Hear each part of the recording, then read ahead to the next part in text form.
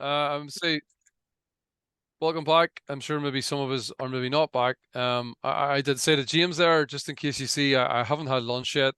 They're making Oh, pancakes, but they're not ready yet. But that's fine. I'm going to start now, and I'm only saying this to say that you may see me eating when James is speaking. I wouldn't normally want to do that, but I may have no choice. And also, guys, just to say as well, and apologies again. I'm going to mute everyone on this. Just muting everyone just for peace. I would say, sorry, I had a PowerPoint on this, but again, I haven't been able to get it up. And I've not been able to throw anything together quickly. So I hope you've got Bibles there. I hope you can follow along. It's not ideal, guys, but we're on to the second bit of our look at history, the history books.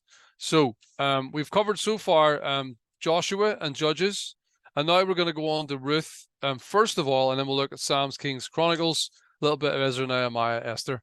Obviously, as you can imagine, I keep on saying the same thing, that we just cannot get into detail about everything. But I hope, like I said last night, that this kind of whets your appetite for learning about all the bits of the Old Testament. So we'll start with Ruth in the second part. We're going to go till about 2:15. In fact, not quite till I'll probably go till about 2 o'clock. And then we'll have a chance just for any thoughts or questions again on the back of the last session or this one. And then we'll be into James on prophecies. So great job. Great to have you all with me. So Ruth, the book of Ruth. So the sort of summary of Ruth is written in Hebrew by about the 6th to 4th centuries BC. We know that it's all about a Moabite woman named Ruth who accepts Yahweh, known as the God of the Israelites, as her God. And one of the interesting things about Ruth, if you read into Ruth, is this idea that the book was held in very high esteem by Jews in general. And one of the reasons it is held in high esteem is it falls under this category of Jews by choice. So there are those who are ethnically Jews, who are born as Jews, who have all the rights as Jews. But then again, as we know, God's call, which we're going to look at shortly, I think I might have maybe meant to mention it yesterday, actually. God's call is expansive, not exclusive. So God's call to pick the Jews and lead them as a nation, it wasn't an exclusive call, but it was God's expansive call. So it was to include the Gentiles as well. But again, this idea in the book of Ruth was someone who wasn't a Jew by birth, as a Moabite woman, and as she was a Jew by choice. So the whole point of all of this in the book of Ruth is that God restores those who look to him with hope. He is faithful to his covenant promises. And don't we all know what that is like? God restores those who look to him with hope. And I don't know about you, but if you've been a Christian a long time, you sometimes thought in the early days that you've came through your biggest challenge before you became a Christian and becoming a Christian. And as you've been a Christian a long time, you begin to realize, oh, wait, there's actually a lot of challenges.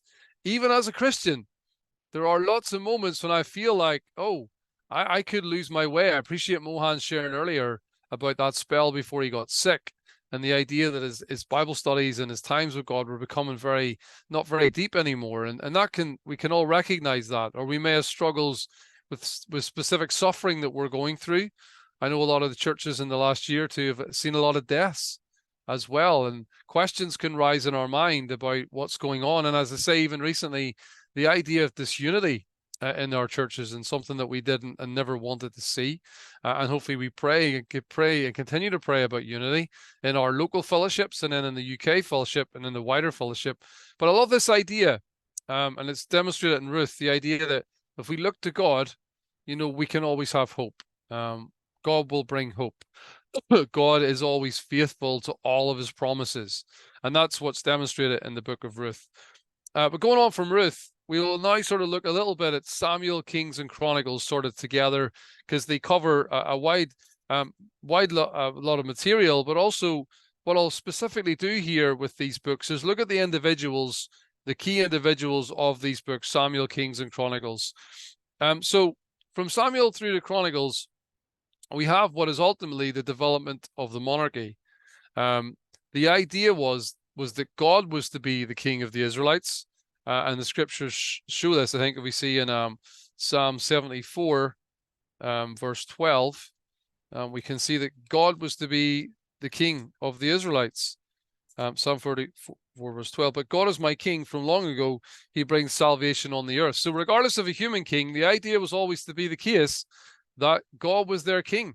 He was the one on the throne. He's the only one that was omnipresent, omnipotent, and all powerful. God is the one. But in Judges, leaders, as we know, God raised up leaders, but they weren't important in themselves. God was to be the only sovereign. The only reason that they were important was because God raised them up. And Judges specifically says this: God raised up leaders. They weren't important in themselves, but God was to be the only sovereign. And, if we reflect back on what I was saying earlier about the distraction for the Israelites with other gods, it's so easy for God to be one among many gods, or many people that are worshipped. But that's not to be the case. God was to be their only sovereign. So we start at this time of the development of the monarchy with Samuel. We are introduced to Samuel, an incredible story about God calling Samuel. One of my favorite stories in the Bible. I think I say that about many stories, but just this idea that God was calling him. And Eli didn't realize that God was calling him, kept telling him to go back to bed again. And then he told him, look, he realized this is God calling you here. This is quite significant. And in fact, when he calls again, say your servant is listening, and let God speak to you personally. And that's exactly what happened. And what an incredible moment. So we're introduced to Samuel, and he's around about the time that there's lots of battles with the Philistines. So there's always battles in the life of the Israelites, and this is the battle going on at the moment. But the book of Samuel reveals that Israel, and I've said this already, Israel kept getting defeated, not because their army was too small, not because they weren't brave enough, not because they weren't willing to fight. They kept getting defeated because of their religious apostasy, because they kept on worshipping other gods. They kept on diluting down their worship of God. They worshiped God, if you like, on their own terms, on the way they wanted to, not the way God had asked them to, and he's to be the only one. And we know today, if we go out and talk about being Christians today, the idea that it's exclusive really bothers people. The exclusivity of Christianity is very troublesome to people. The idea that they just worship Jesus and only Jesus really bothers people. It's one of the biggest arguments I hear today. But God from the very outset said, it can't be any other way. If I am God, then I must be worshipped alone. Why would you worship something else that's being created by me? That doesn't make sense. And as we know, it really doesn't make sense. That's just why we don't worship the universe, and I see many, watch out for little quotes online where you often see universe with a capital U. You'll see a little bit of this today, New Age movement and so on. But it's very important that they see God as the only one to be worshipped. And also what you notice in the life of Samuel here is that, and this might sound strange given what we said earlier on, the answer doesn't lie in the ark being present anymore. It was all about a close relationship with God was starting to be required. So at one time they were a community, the ark was coming, the ark guaranteed success. As time moved on, the people turned away from God personally in their own lives, and then would say to themselves, well, as long as the ark's there, we'll be fine. And God was trying to make the point as we go through Samuel that, well, I know the ark's there, but you can't, have all these other gods in your life and then think just because the ark's there, you'll be okay. It doesn't quite work like that. So then we move on through Samuel. Samuel anoints Saul as king. And then we're introduced to the character as Saul then. And around this time with Saul, there's a battle with the Ammonites. And it's a very extreme story where we see that the Ammonites go to fight against Israel. And they say that there will be peace, that the Ammonites will make peace with the Israelites only if they can have the right eye of every Israelite. Incredible to think, well, we'll have peace, but here's our terms. You need to follow these terms if you want to have peace. There's no Israelite will ever have a right eye because that's what we need to do. And Saul, moved by the Spirit, steps out to fight. And this is like an early introduction to the life of Saul. And it follows, then he follows Samuel into battle, and they have a powerful, victorious army. And as we know, what we're starting to be introduced to here, in 1 Samuel chapter 8, you'll see there, is that Israel asks for a king. The people wanted a king to be anointed. And this is not God's plan. They didn't need a human king. They had God, they had the theocracy, the idea that God was their only king on the throne. But just like, excuse me, God did with Adam and Eve, he looked after them, even though they asked for what he didn't want them to ask for. He gave them what they wanted. So they gave them the king, and Saul is anointed as king. But as we know, this didn't stay harmonious for very long. He quickly lost popular support. Why? As we know in the life of Saul, he did disobey God, but he also then started to become very jealous, was filled with suspicion. He called David to play music for him when he was depressed. It's quite an interesting idea, actually, that he wanted the music played just to cheer him up. But David would do this for him, and he fell into what some think is like a deep depression. And in the end, sadly, he killed himself on the battlefield at Mount Gilboa after being defeated by the Philistines. He realized, he got jealous when the crowds were singing that Saul has slain his thousands and David has tens of thousands. That he realized that David was becoming more important than him, and he was being defeated in battle. And he started to realize, it's actually quite bizarre, he realized that God wasn't with him. Sometimes I think it's reminiscent for me of the life of Saul also, who was murderously going after the Christians because he thought it was right, but ultimately it was completely wrong. But he went even more in depth into it, even though he knew that it was wrong, and obviously was converted. But so Saul was depressed, killed himself on the battlefield, and it didn't end well. And this was, Israelites' first human king. So then we go on to David. I mentioned them already, that Saul's other problem was the emergence of David.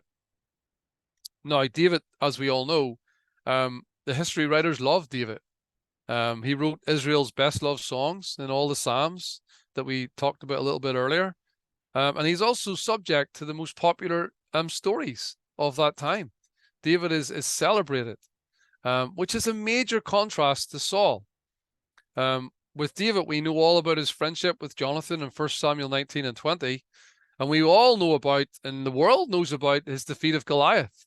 It's been used in one of our cranes that helped build the Titanic that you can see in Belfast here. One's called Samson and one's called Goliath. And you'll hear about his defeat of Goliath in 1 Samuel 17. But David secured a place in literary history apart from the Bible. So if we were to remove all the Bibles of the world, we would still all know about David. He's got a place in literary history with all the stories and accomplishments that David had done. It's a very positive view of David. The sheer quantity of material about David underlies his importance. We may not realize this, but the editor of Samuel all the way through to Kings, 70% of the stories are about David. 20% of them are about Solomon, and then even less are about Saul. And yet the time span is not that different. We might think that Saul's time is shorter than David, but it's not significantly shorter. But 70% of the stories about David, made 10 to 15% about Saul. And why? Well, not many shepherd boys become king. It's one of those stories, isn't it? You can almost imagine watching a documentary about someone who was a shepherd in the fields. He was overlooked by his whole family. So Samuel came to anoint a king, and David's not even considered. He's off working in the field, and they didn't even want to think about him. But he's the one that became king. So his extraordinary talent rose so quickly. He's so talented that he was actually entered Saul's court before, obviously we know it was God's plan, before he even became king, that Saul had him in his court to play music, so he could also do that as well. But he impressed Saul. He impressed the people, and he impressed God. And I remember as a young Christian, it probably would have been one of my favorite characters. I was about to say that he reminded me of myself, but that would be very arrogant to say. It was more the case that I would like to have become like David, or at least I'd like to have the attributes that he had. And then one of the things I realized, I read a book called King David, another one of my favorite books. And it talked about this principle that David adopted in his life, which led to his success. Now, we don't want to say it's all about us working hard to lead to our success. We know that we rely on God, but there are qualities that he had as a spiritual person. Luke 16, verse 10 tells us, whoever can be trusted with very little can also be trusted with much. Whoever is dishonest with very little will also be dishonest with much. I quote this to my kids all the time. I'm just gonna make sure everybody's admitted here. So I'd say this to my kids all the time, and it's the position I tried to adopt. I remember, you read verses like Colossians 3:23, work with all your heart as if serving the Lord. It's this idea that, it's important how we do the small tasks in our life, because if we do them well, if we're honorable and hardworking to that small task, it's a sign of what you'll be like with a bigger task. If you have a big task and you want someone to do that big task, how do you know who to pick? Well, who's super diligent with the small task? It makes a lot of sense. If you're trusted with small things, why do we say this about David? Well, what does it say about him whenever he was being chosen? Well, he was the one off protecting the sheep against lions and bears. This guy was putting his life on the line as a shepherd boy to protect the sheep. Even though he wasn't important, even though he was forgotten by his dad and his brothers, he was off in the field working, protecting sheep with his life. I mean, even that idea itself, if you've ever seen the sheep in a field, obviously they count for something from a financial point of view, but he was putting his life on the line. And as we know, they sang David's praises in the streets. 1 Samuel, I'm just going to flick back again, 1 Samuel 18, verse 7. We know that this bothered Saul. As they danced, they sang, Saul is slain his thousands, and David is tens of thousands. So we know that David was very popular. He became very popular. He rose very quickly. And we also know, as I mentioned already, Saul was jealous and became paranoid. He set out to kill David. As we say, David went on to be very successful, and we'll talk about the other aspect of his life in a moment, because we know it wasn't all success. And in fact, to be honest with you, I read it not so long ago, and every time I read it, I'm quite astonished by the amount of negative information we have, stories we have about David. But we'll talk about that in a moment. But the good side of all the things that David done was he united the north and the southern kingdoms. So Israel in the north, Judah in the south. And we can read about that in 2 Samuel 5, verses 1-5. He had already established the southern tribes as king of Judah. Judah was already reigning in Hebron. So he'd already established himself with the southern tribes. But David then brought a centralized state and also internal social stability that Solomon was to be the benefactor of later on down the line. He founded his new capital in his kingdom in Jerusalem, which was good because at this time it neither belonged to the northern or the southern kingdom. So it was a perfect place to have your capital, if you like. And he captured this. You can read about that by climbing up the water shaft in 2 Samuel 5, 6-10. This is how David captured the city of Jerusalem. But very little remains of David's Jerusalem. Again, even at the time later, but certainly today, Solomon transformed it into a major administrative center. And then along the way, David defeated the Edomites, the Moabites, the Ammonites, the Syrians, the Philistines, and he got peoples to pledge their allegiance to God. So, yeah, just some of the spoils to mention that David managed to have successful military expeditions. So military, and then taxes were paid by the peoples that they conquered. They formed a financial construction of many fine buildings. So this is just some of the successes that David had. Increased the number of mercenaries in his personal army, and established a full royal court at the new palace. One of his first acts was to install the Ark at Jerusalem. So this was the book I mentioned last night, the Old Testament, introducing the Old Testament, John Drain. There's a little bit at the end where it mentions David. There's a lot of good information about David. But at the end of one of the chapters, it says, by combining military prowess and inspirational leadership, David secured for himself a significant place as a successful ruler, but through the royal ideology which evolved to underpin his dynasty, he also became a significant religious icon for future generations. His rise to fame was, of course, made easier by the relative weakness of Egypt and Assyria at the time, but David's achievement was still remarkable nonetheless. And we know how David's described by God, so that in some ways this wouldn't surprise us. He was described as a man after God's own heart. He had incredible success, seemed popular with everyone most of the time. And we put this down in some part to the fact that he was a man after God's own heart. However, we can't fail to mention David's downfalls. We know that the first word that comes to my mind, and many of our minds, is Bathsheba. The incident with this woman that he seen bathing while he should have been off fighting with the army, he wasn't, and seen her bathing and was attracted to this woman. He had her brought over to him, and as we know, then ended up having her husband, Uriah the Hittite, killed in battle by putting him to the front of the queue, to the front of the line and the fighting. And David went to great lengths to try and get him to sleep with his own wife, to think that the child would not, she ended up becoming pregnant, but went to great lengths to make Uriah sleep with his own wife so that the child would be seen as being his. But he refused to do this and slept on the floor because his comrades in the army wouldn't have had such pleasures at that time. But the interesting thing about the incident with Bathsheba with David, and this is not nice to hear this, but such behavior wasn't really unusual among royal households of the day, they would say.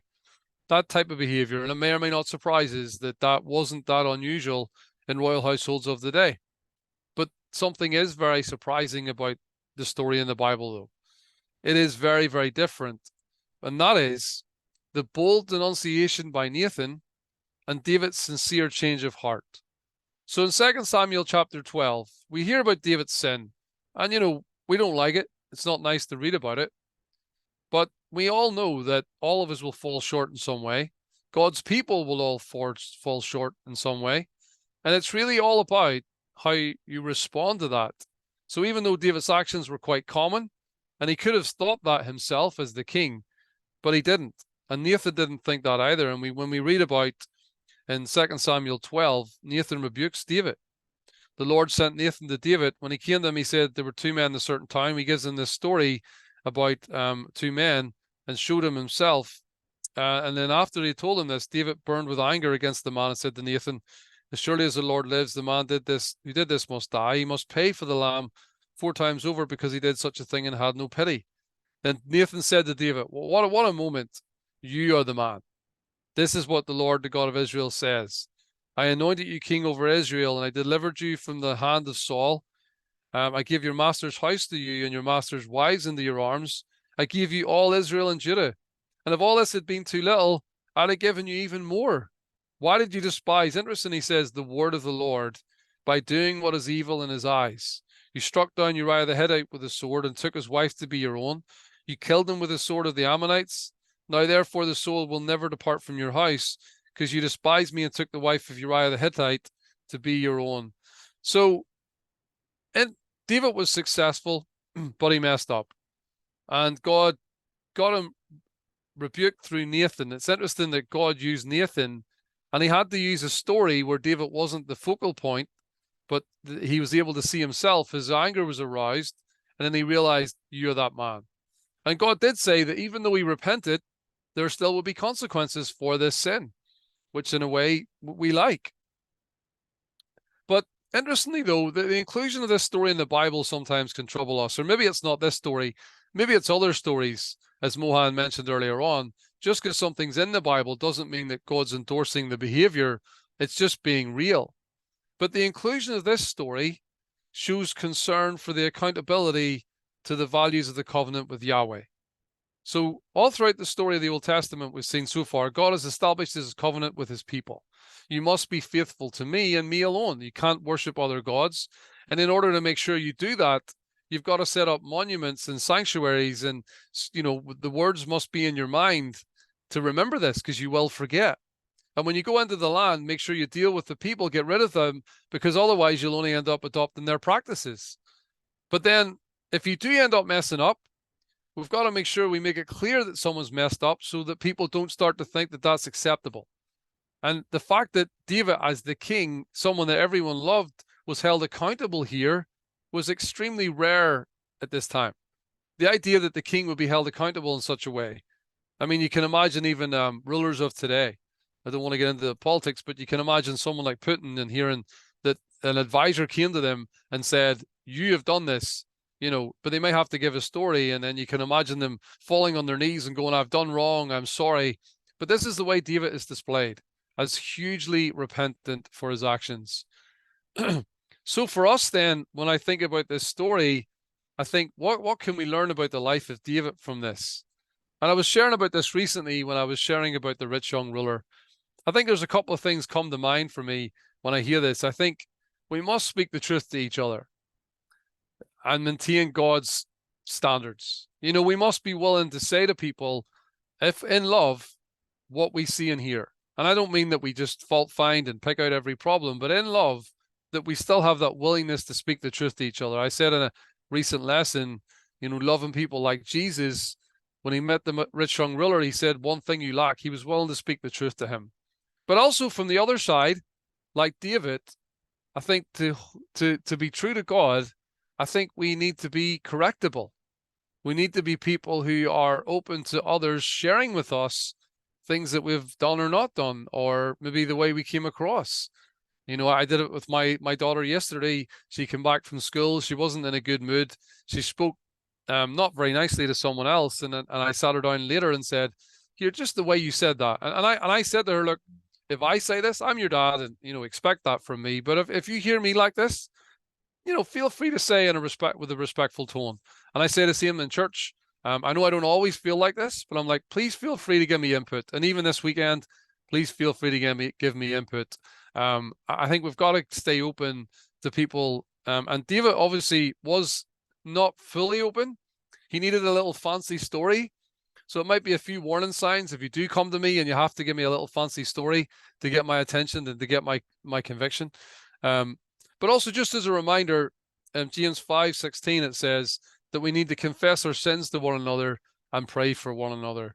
We need to take that approach to Nathan, but we also need to be open and humble like David so that we're able to be convicted. As I say, David was the king. He was the one that had the power. So he easily could have spotted it off and said, you can't speak to me like that. And again, if we're around any length of time, that can happen to us too. But that's David. Just to finish off our last little bit, a few minutes on Ezra and Nehemiah. So Ezra and Nehemiah come later, after Kings and Chronicles. And I actually did read Nehemiah just before I moved to Genesis. I was on Nehemiah for a while, and I did several discussions on that. But Ezra and Nehemiah were originally written as a single book of the Hebrew Bible. So originally it was just one book. That's why you may see other Bibles that don't have 39 Old Testament books. Sometimes they have maybe less, sometimes more. There's different reasons for it. But previously, Ezra and Nehemiah was one book. The document was all about the fulfillment of God's promise that Israel will return home. So they would be sent off into exile because of their sin. God needed to deal with them. We've talked about that a little bit. The idea that God will bring about discipline in our lives, as he actively did with the Israelites. He'll take them off to into exile, but he promised to bring them back again. And that's what happens. He brings them home again. And we read all about that in Ezra and Nehemiah. He brought them back after 70 years of exile in Babylon and restored to them the ruined temple again. I did read Nehemiah recently, and Nehemiah is off in Babylon and feels the call. He hears about his people back in Jerusalem, and he hears the sad state of affairs. He hears that the wall had been broken down. Every city then had a wall to protect them from other invaders. So he was concerned about his people. And he said to the king, I want to go back. He prayed before meeting the king. He's like, I want to go back. And I was reading it recently, and I was so admiring of Nehemiah's passion and conviction. If you read Nehemiah, at the start of every chapter, almost every chapter, he meets opposition. He meets opposition from other people in the city who want to stop the work. He meets opposition from his own people in regards to food and distribution of materials. He meets opposition from just about every quarter in Jerusalem are rebuilding the wall. As they're rebuilding the wall, they realize they're going to be attacked. So they had to build the wall with one hand and then hold a spear in their other hand. So I'm only saying this to say that Nehemiah, I admire him so much. He had a deep conviction to do God's work, regardless of what complications come his way or difficulties come his way. He wouldn't allow anything to put him off. Now, when you read the later chapters of Nehemiah, he does end up getting a bit, potentially a little bit carried away with following God's laws. It's almost laughable. He was wanting to ensure that people would follow the Sabbath. He was wanting to ensure that people wouldn't intermarry. as God had commanded. But in the last instance, we read about him where people did intermarry, and he pulled their hair and beat them a little bit. So I'm not quite sure that that was maybe the best move. I think in his conviction, he maybe got a bit carried away. But it does hold him up as a fantastic example in the Bible. And I share about him to inspire us as well.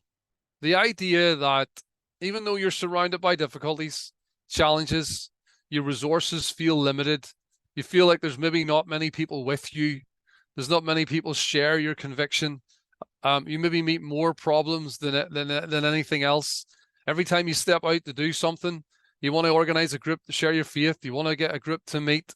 You want to get a Bible discussion group together, or any number of things. Over in Belfast, my son recently got married to a disciple from Colorado. Amen. She's an incredible lady, Brooke Van Arsdale. Owen Collins, my stepson. But she came up to me recently and said, I want to get dating started again. And I was like, amen. I know the brothers, they need it. They need to have that, they need to learn. They need this. So we're hoping to start that again. But even in doing that, she's met some opposition. And very mild, and I don't think it'll be a problem. But anyone that wants to step out and do something for God, what's going to happen? You're going to meet difficulties. And I love about Nehemiah was he's like, I'm going to do this work of God no matter what, because I know he's called me. I know it needs done, and his word tells me so.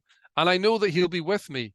It's a bit like, when they say in the Bible, God will see if whether by many or by few. So I just want to encourage us today, whatever's on your heart, whatever you like to do for God, I really encourage you to step out in faith, to be prayerful, to share with others, but to not allow difficulties to be a sign that you need to stop.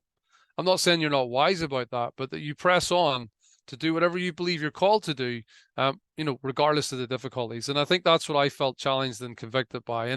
And to be honest with you all, to some extent, even maybe with some of the teaching that I felt called, that I felt recently that we just hadn't had any teaching, and I felt like, well, the conditions aren't right. There's too much problem here, there, and here and there. And I just thought to myself, no, there needs to be something. And if whoever wants to join can join. If other people have a problem with it, that's fine. I'm not saying anyone did, but just that was one of the very small things for me. So I'm sure there's stuff for us as well. So that's just a summary tonight of this afternoon of Ruth, Samuel King's Chronicles, the life of Samuel, Saul, and David. And then we looked a little bit at Ezra and Nehemiah. So 2:05. So have about 10 minutes, guys, for any thoughts or questions. Again, apologies for the PowerPoint. I will make that available.